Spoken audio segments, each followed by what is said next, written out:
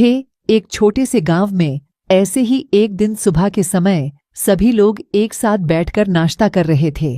तभी ऐरावती कहती है, बड़ी बहू, सभी लोग तो आ गए, नाश्ता करने के लिए तेरी देवरानी का है, वो क्यों नहीं दिखाई देगी? क्यों नवीन का है ना तेरी बीवी? माँ, आप मुझसे क्यों पूछ रहे हैं? मैं हमेशा उसे अपने साथ बांध कर तो नहीं रखता हूँ। न बीवी तेरी है तो वो क्या है? रात में उसकी थोड़ी तबीयत खराब लग रही थी, इसलिए मैंने ही बोला था कि अगर तबीयत ठीक न लगे तो आराम कर लेना। आप लोग नाश्ता करिए, मैं देवरानी जी को बुलाकर लाती हूँ। शूरती इतना कहकर जैसे ही चंचल के कमरे में जाने के लिए आगे बढ़ती है, तभी चंचल को सीढ़ियों से उतरते हुए देखकर वो रुक जाती है।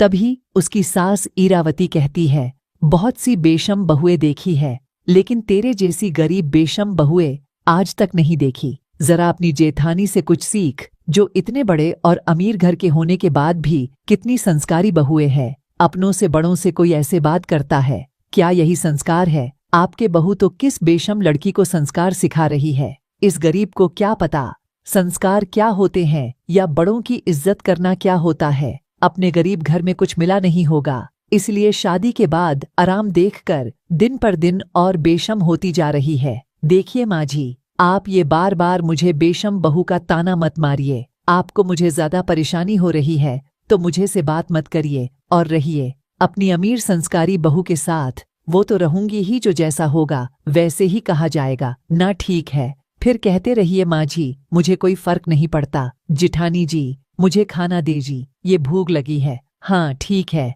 आइए आप लोग भी साथ में बैठकर नाश्ता कीजिए, रहने दीजिए।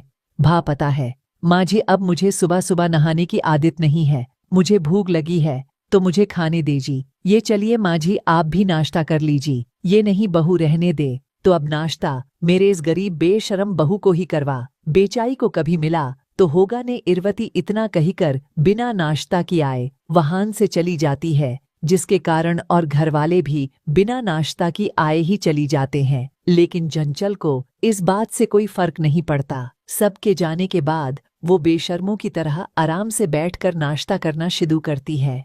ऐसे ही कुछ समय और बीतता है।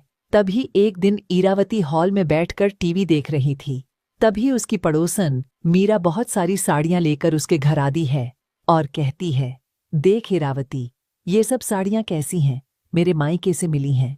मुझे क्या बात है? मीरा, सारी साड़ियां बहुत सुंदर है। वैसे ये बात तो है, तेरे घरवाले तुझसे आज भी बहुत प्यार करते हैं। जैसे जब भी तुझ वहां जाती है इतना सारा सामान लेकर आती है। वो तो है, बेशक मैं जल्दी नहीं जाती हूँ, लेकिन जब भी जाती हूँ वो लोग हर बार की कमी पूरी कर देते हैं।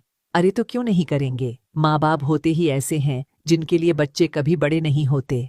और मैं तो बस यही समझती हूँ कि तू किस्मत वाली है, जो तुझे आज भी मैके वालों का सुख नसीब हो रहा है। मुझे तो वो भी नहीं हुआ।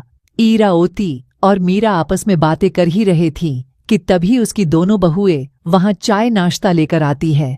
और जैसे ही चंचल की नजर मीरा की साड़ी ऊपर जाती है तो उन्हें देखकर वो कहती है, हाय आंटी जी, आपकी साड़ी तो बहुत ही सुंदर है, एक से बढ़कर एक है। दिल करता है साड़ी ही ले लूं। सच में तुम्हें मेरी साड़ियाँ इतनी पसंद आई है तो ले लो, जो भी तुम्हें पसंद हो। नहीं नहीं आंटी जी, ऐसी बात नहीं है, साड़ियाँ बहुत अच्छी है, लेकर हमें नहीं चाहिए, हमारे पास बहुत है। माँ जी ने हमें बहुत साड़ियाँ दिलाई है। क्या जेठानी जी, अब जब आंटी जी इतना कही रही है तो ले लेते हैं ना। वैसे भी ये सिर्फ हमारी पड़ोसी थोड़ी नहीं है, ये तो माँ जी की दोस्त भी है। उसके नाते ही हम इनकी बहू है तो हमें ले लेना चाहिए। वैसे भी मैं बहुत गरीब बहू हूँ, इस घर की मेरे पास कुछ भी नहीं है। ये भगवान, ये तो सच में तैयार हो गई मेरी साड़ियाँ लेने के लिए। कितनी गरीब बेशरम बहू है ये। से ही और कार्टून स्टोरी वीडियो के लिए हमारे चैनल को लाइक और सब्सक्राइब करना ना भूले।